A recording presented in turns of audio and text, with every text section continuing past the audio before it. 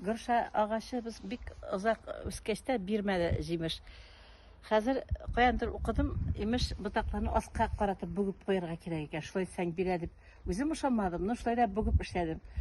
Һәр ботакны, өскә карап үскән ботакларны ышыннан бәйләп, бау белән тарттырып, менә шулай җиргә бүгеп тыгып куйдым. Электродны бүктем дә шуның белән. Круговую эшләттем көз көне. Яз көне җибәрдем, болай ышкындырдым. Ну, ботаклар уже өскә түгел, аска кәкрәп торалар шулай. Шаулап чәчәк атты. Шуннан бирле хәзер ел саен мул уңыш бирә. Дөрес язылган булып чыкты. Менә мосы инде белмәгән кешеләргә бер ни Сер. сер. Шулай. Оказывается, дөрес. Менә шул грушаны аска бүгеп каптырып куярга кирәк икән. Әнә кәкре ботаклар бар бит. Шул каптырып куйганнан калган инде алар.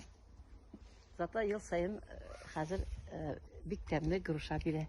Бидрәләп дусларга да, иптәшләргә дә өләшәм, балаларга да.